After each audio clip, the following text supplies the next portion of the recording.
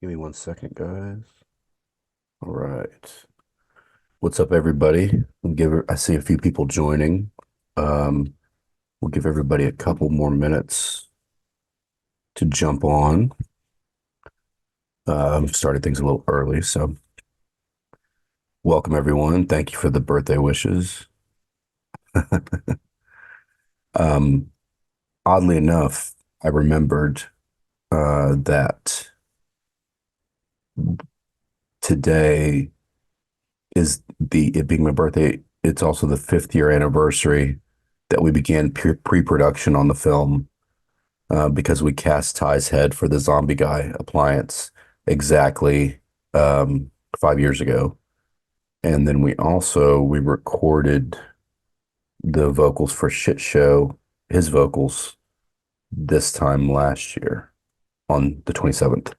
So kind of aside from it being my birthday, kind of an important day in the timeline of the film. Um, Speaking of timeline, just to let everyone know, well, we'll give everybody a couple more minutes to jump on and see a few people. So,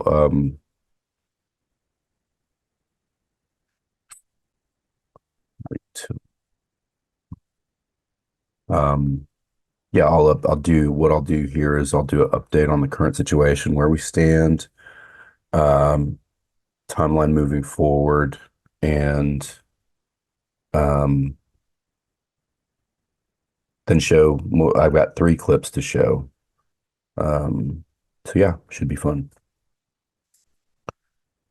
Hey, we got 11, 12. Oh, a lot of people here. Thank you guys for showing up. I didn't know how many people would be available. It's still being this close to holidays and whatnot.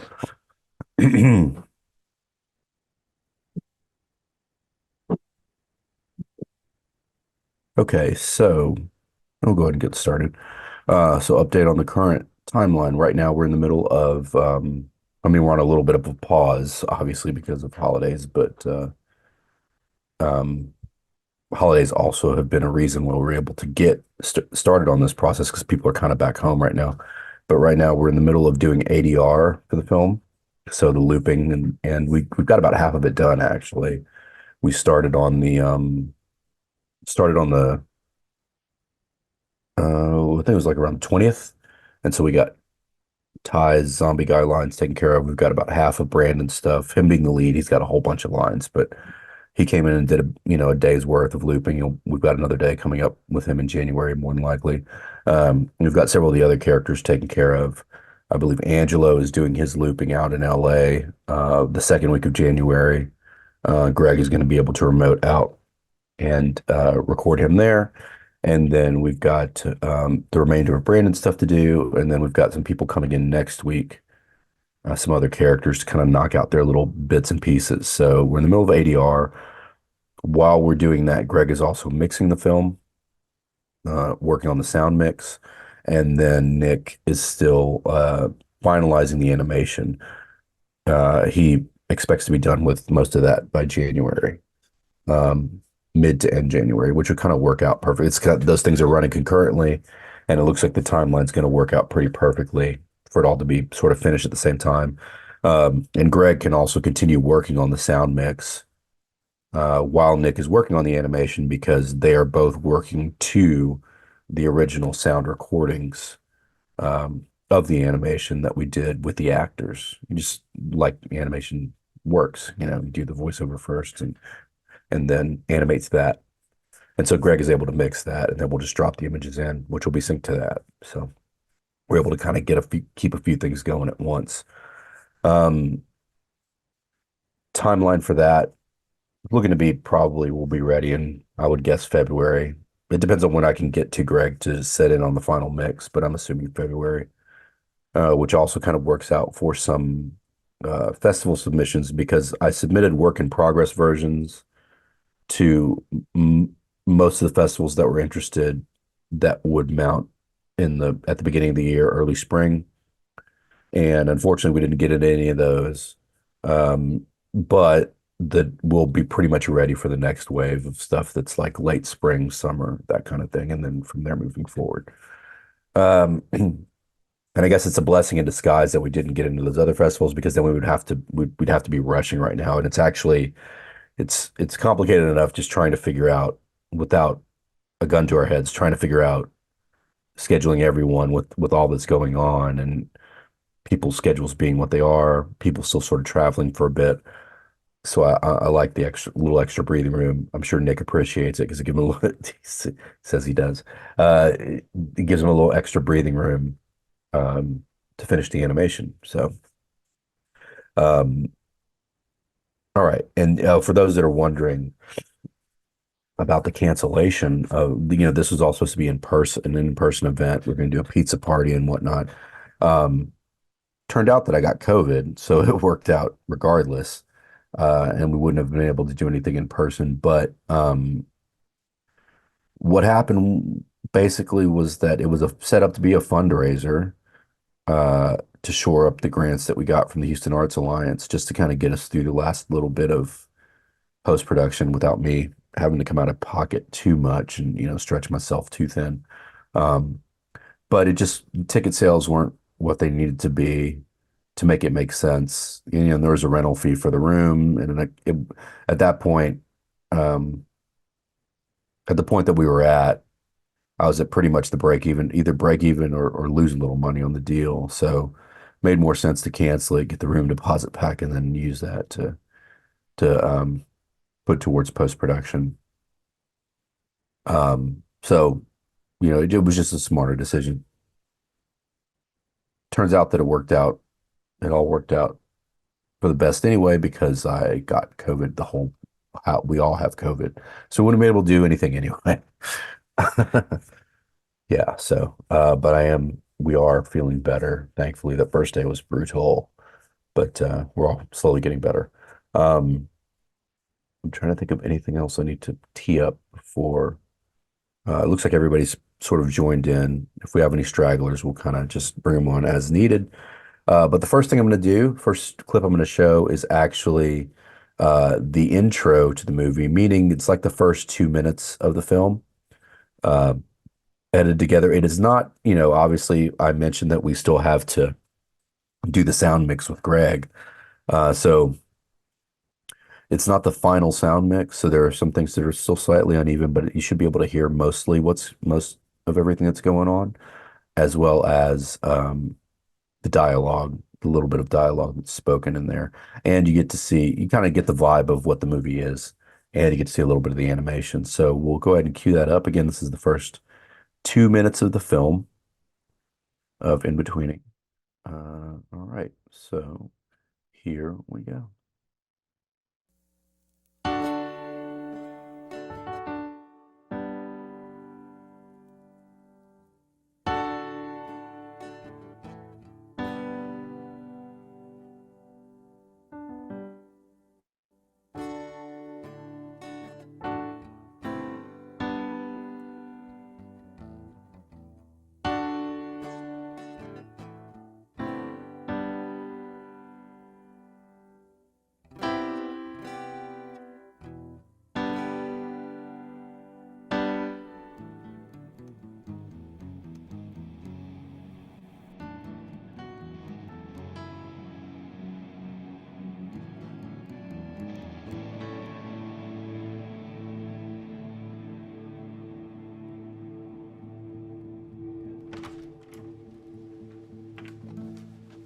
Hey, brother.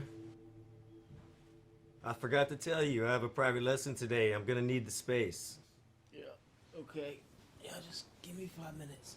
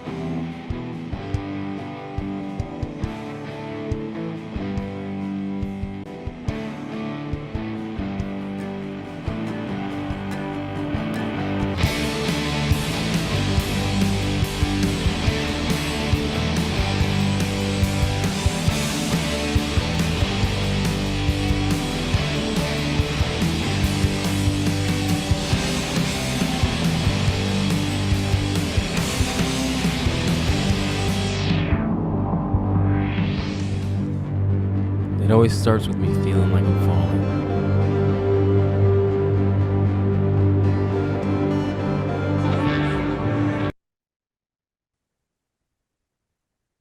All right, so there we go. First couple minutes of the film. Let me make sure that you guys can still hear me. Yeah, there we go. Okay, yeah. First couple minutes of the movie. Get to see a little bit of the tone. Um, Funny, this is a recent funny thing that happened to me. This whole time I've kind of wondered, I'm like, is anybody going to get or be able to relate to the fact that he lives in a garage and, get the idea of what's going on with that? Because although it's not an exact situation I've dealt with, I've been very close, and I've actually known a couple people, and then that have had to do that. And so Nick says he lived in a garage for like a year in college. But yeah, I actually just I happened upon a little mini documentary on YouTube about the animation director of Eight Crazy Nights, that Adam Sandler movie about Hanukkah. And when he was trying to get the movie started at CalArts, where he was currently at CalArts, and he was living in someone's garage that lived near the campus, and it didn't even have a bathroom. Like if you had to use the bathroom, you had to walk to the Burger King on the corner. So I guess it's a pretty universal filmmakery story, or more so than I thought. Um, but yeah, that kind of sets up his situation, and all the crazy stuff that he's having to do to put together this, life while he still tries to get something going on the side. Um, and while it's not a direct one-to-one comparison to a particular time in my life, the whole movie's kind of like this. Um, it's not one-to-one, but it's a bunch of stories sort of smashed together. Um, because it's almost cyclical. You finally get a movie going and everything seems like it's fine, and then things are going to change, but then they kind of just, after it's done, it settles back into the same sort of scenario, just maybe different people, different places, but the same sort of baseline level of just trying to have to figure it out. And I was really trying to capture that in the beginning, just to cliff notes it, and get to where we're currently at with Eric, the lead character. Um, yeah, okay, I'm glad you guys are digging it. Again, it still has some mixing to be done, and a few little tweaks here and there to smooth it out. But for the most part, that's kind of what it's going to be. Um, the next clip I have is it's actually going to be the musical number, the shit show musical number in its entirety, which I still can't believe we got this done. And you'll notice that the animation style for this it's actually different than what Nick is doing for the animation. Excuse me, COVID.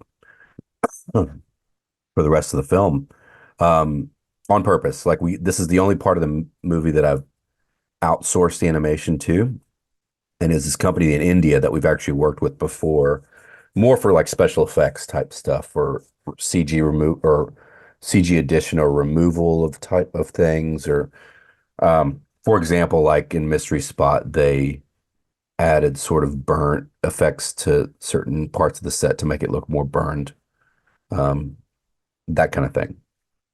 Removal of green screen, things like that. But they also do animation, and I remembered that because for this bit, the context is that Eric is trying to get an animated movie made, but people keep telling him, well, what you have is not right for animation. It needs to have like a talking dog or something like that, something that can only be animated. It can't just be like a human story or whatever. Um, So what he keeps getting told is if you're gonna do it, you're gonna have to settle for rough work from newbies, like that people are just like that are just hungry to animate something and get it out there. So that was the sort of mandate that I gave to the animation company in India. Make it look kind of rough hewn, kind of like Adult Swim, low budge. I think one of the touchstones I gave them was Super Jail, which is not obviously those people know what they're doing and it's like a style they're going for, but it's not perfectly polished.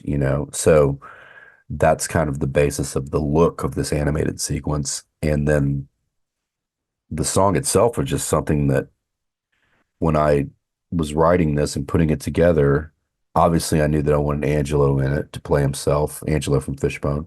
So I've got one musician there who I greatly admire and look up to. And then as I cast it, there were a bunch of musical theater people like Ty and Chelsea that are involved in the movie. So I started to think, well, why don't I do like a musical number? And at the time, this was before like musicals really sort of made a resurgence, because this was a while ago, 5 to 10 years, maybe more. Yeah, maybe like 7 years ago. Now you've got like, Wonka's a musical, The Color Purple's a musical, musicals are kind of in vogue again. Uh, which is funny because Eric keeps getting told that he should try a musical. And at the time that I wrote that, I didn't know if that would be a joke that landed, but now I guess it works again. Again, everything is cyclical, so of course it will. But it became a challenge to myself. I kind of started thinking, well, can I even write? I mean, I've written like punk rock songs before and like spacey rock stuff. Can I write a musical? Can I write a song that would work in this context? So it became a challenge. First, I was just like, let me just see if I can try to write a song that can pass muster. And then, okay, let me see if I can write lyrics and a melody that will work. And then parts that will work for each of these people. And then can I record it? Will it sound like shit? And at the time that I was kind of putting it together, Kelly Scott from Failure, the drummer from Failure, who's actually one of my favorite rock drummers, uh, started doing this thing. It was near the pandemic, maybe right after, where he would do remote recording sessions on any track you sent him just so that you could have like good live drums on it. And it was very cheap and reasonable. So I said to myself, well, this is perfect. What if I get him to lay down the drums and then I can, that'll kind of elevate the whole thing. And it did. Like I sent it to him. He had fun with it, laid down drums for me. And then when he sent it back to me, it inspired me to sort of re-record all the stuff I had done and do better. So that kind of elevated the track again. And then I sent it to this guy to mix it. And that's when it really started to seem real. But it still had to sort of pass the Angelo test. I was thinking, well, what if I do all this and then I'm writing a part for him to do and hopefully have a sax solo in. But what if I, kind of bring it to him and be like, here you go, sir. Here's this song I wrote. And he's like, this is garbage, because this is a guy that's been a high level musician for almost as long as I've been alive. And I was just worried about how he might respond to it. And the other singers too. Like, what if they were like, this is crap. We sing for a living. What are you doing? But I just figured I'd give it a whirl and it worked out, I bet, way better than I could have expected. I mean, everybody was perfect and added so much. And then you'll hear the Angelo part. He kind of took it to a whole nother level. And then he started having ideas of what to add to the composition, and he started recording different vocal takes and wanted to layer them. And I mean, it really became this crazy collaboration that I never would have thought, would have happened. And then, after that, sending it to the animators to see what they came up with. And so it just became like it's almost the centerpiece of the film, but it's obviously one of my favorite parts of the movie just because of I didn't think in the script, even if you read the original script, it says after the transition, it says, cut to musical number. There's no real description because I didn't even know if it was a thing that could happen. And the transition there would almost work if you cut that out and just went straight from scene, let's say 31 to 33 and 32 being the musical, just cut it out because I didn't even know if I'd be able to pull it off. But I did, I think, and I think it works pretty well. So I'm gonna show it to you guys now. And really, I don't think many people have seen it in its entirety. They may have heard the song. You just heard a little bit of it in the intro bit for the movie because it obviously, since I wrote that song, that's kind of become like the motif for the score.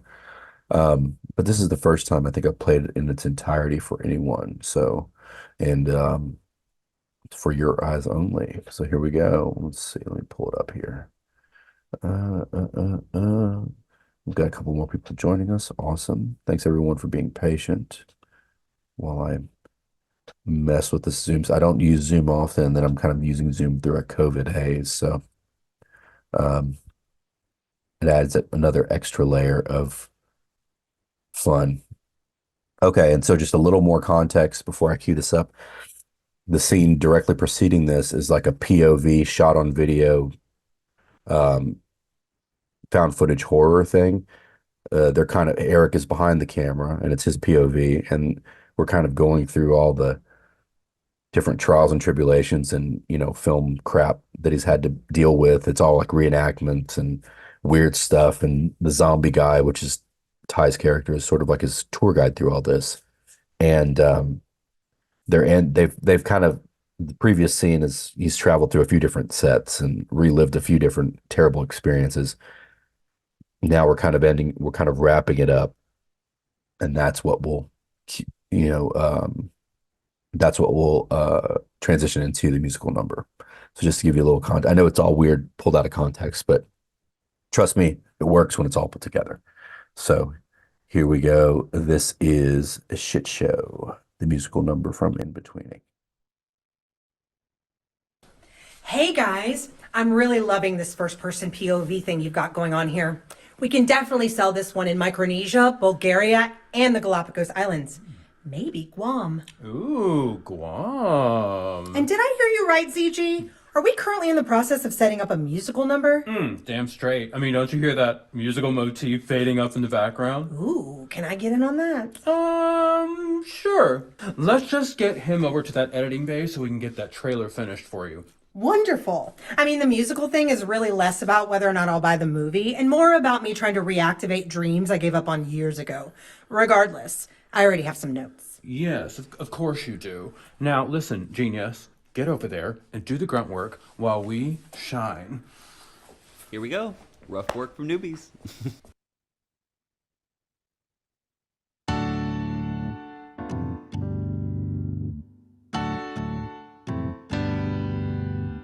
Crewing up one more low-budget indie resumes in, and I hope that they pick me. There's interest from networks and stars. There's line items for cocaine and bars. The script is solid and the lights are all green. Flexibly funded, if you know what I mean. What does she mean? Don't make a scene. That's how you know. That's how you know. Oh, oh. That's how you know. That's how you know. Shit show. You're on a shit show.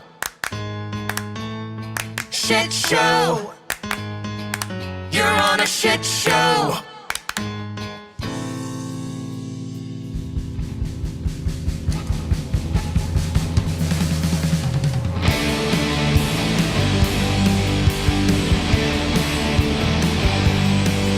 All right, there we go. That was Shit Show, the musical number. Getting a lot of thumbs ups and hand claps, so that's good.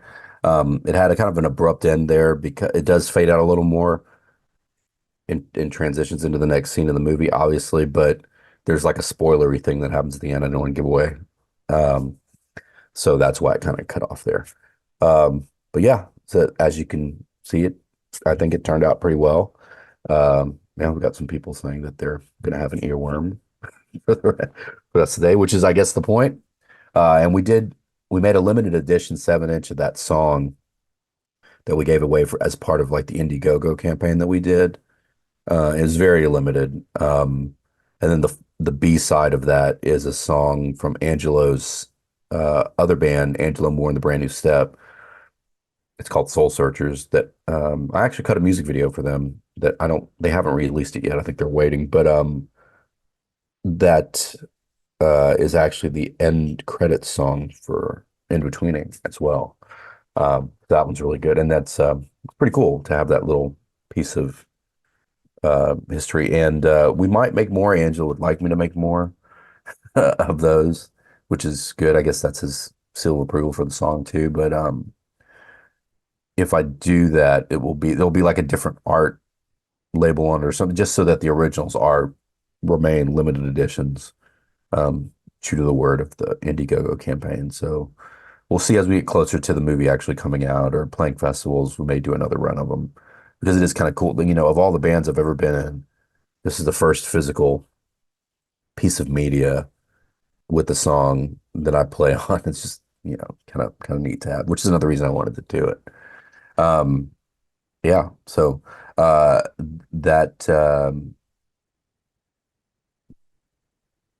and again, as I mentioned earlier, the motifs, the motifs from the song kind of inform what, the sort of the score is throughout the film. It's either pieces of the song or like variations on the chord progression from the song, or um, the song, pieces stripped out, that kind of thing. Um, just because once it got done, it, like I said, it became sort of the centerpiece of the movie, and I'm glad that everybody seems to like it. So I think the final thing, the final thing that I'll show tonight is going to be, it's a trailer that I cut together. It's like a promo trailer for the film. Um, I don't know that it will be I don't know if this will be the official one I use to promote it once we get in a festival or something. Mainly because I'm just kind of using what we have that's finished now. Obviously, I don't have a finished sound mix, and some of the animation is still being worked on, but I got Jimbo from Brand Ranch to do like a trailer guy voice, um, that I cut to get, and then just had the idea for this trailer that you're about to see. I think it works pretty well. But the more I watch it, the more I like it. So we'll see what you guys think. Um, but it's a quick one. This may just be for your eyes only, just something special for this Zoom live stream, and something that we have further down the road is like a little interesting piece of promotional material for the film. But yeah, go ahead and cue that up and see what you guys think. So this is the official unofficial first promotional trailer for In-Betweening. Let me make sure I find it here. Ah, there we go. All right, here we go. Eric Linson is an independent filmmaker, among other things. He's trying to make something happen. But lately, his life has gotten a bit sketchy.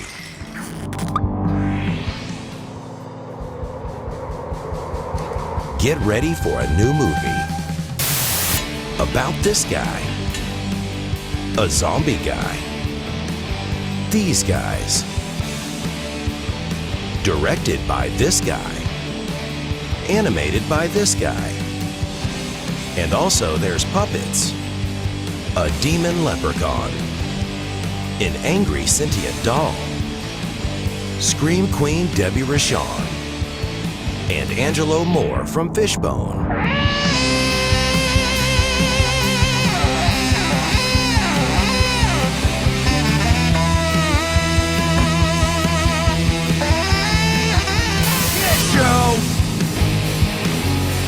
Kid Show! In-Betweening, a dark comedy. Hold on. What's the problem? I don't think you can say that. He's half black, like me. I don't think you can say it either. In-Betweening, a kinda dark comedy.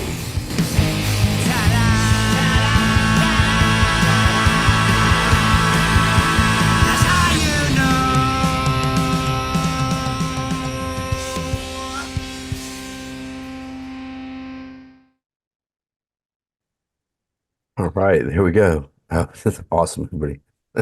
Cool. Everybody really seems to like it. So thank you guys. I appreciate it. Nice. Nice. Um, yeah, so I feel like that kind of sums up the vibe of the film pretty well. And I was able to stick everyone in there. The main comment I keep getting is, when I put up stills or whatever in the past, that the whole period while we've been making this, people were like, I can't wait to see this. And I have no idea how all this works together. Trust me, it does. But I think that trailer does a pretty good job of also maintaining the mystique of all the different pieces. Um, yeah, I love the the fourth wall breaking type stuff too. There's some of that in the movie as well. Um, and I love the bit with Brittany and I at the end because that's that's in the movie, and I think that also kind of sets up the whole. There's a racial angle to the whole thing as well, um, which also informs the title a little bit. In-betweening is an animation term, as you saw at the beginning of that clip, but also it could easily apply to being me being black and white, trying to sort of navigate my way between the two worlds. And I know a lot of other people kind of have the same experience. Brandon and I have talked about it quite a bit. So yeah, that's the trailer. As for now, I don't know if I'll be publicly releasing that. Maybe a little bit further down the line. Maybe once we wrap up or get into a festival or something, that may be the promotional trailer. I may switch a couple things out. But I don't know. Everybody seems to like it, so maybe. I don't know. We'll see. We'll see. But it was just something fun I wanted to put together for this, and for this promotional live stream for the people at the Houston Arts Alliance that will see this. Again, thanks to them. Thanks to the Houston Arts Alliance grant, funding for creative individuals grant. We got two of those. There's no way the movie would have been completed or been done at all without them. So many thanks to them. Many thanks to those of you that contributed to like the Indiegogo and in other ways. Thanks for your support. We're very, very close. Like I said, just got to get the last little bits of the ADR done and the final sound mix done. So I would say, spring of 2024, we'll be ready to rock. And I do have some ideas of the next wave of film festivals we're going to submit to.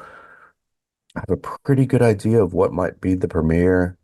I don't want to just assume it's a foregone conclusion, but someone involved with this festival really wants to see the movie, and they've mentioned that it's one of their most anticipated films of 2024. So hopefully it fulfills that promise and they dig it and they program it. But um, just because they're excited about it now, I mean, I don't expect it to be a foregone conclusion. So, um, but hopefully it will, they will be impressed by it and we'll get that premiere because I don't want to mention much about the festival, but I do like the festival a lot and like the people involved, and it will be a fun time. And I think they'll also get it. There's a lot of people there that will get it and will understand what the movie's going for. But more on that as it happens. We got to finish the movie first, and then I'll start the submission process, and then we'll kind of go from there and see what happens. Then we'll probably do a screening here in Texas somewhere. If it's not Houston, then Austin, maybe Dallas. We'll see. I mean, everybody's kind of spread out a little bit, so we'll see what we can make happen. Thanks to everybody that showed up. I really appreciate. I'm glad you guys are liking everything and so supportive. Um, Thanks for taking the time. Thanks for all the happy birthdays. Yeah, more soon. I'll make sure to keep everybody posted. I'll see some of you next week for the ADR. Um, Thanks again, everyone. And we will talk soon.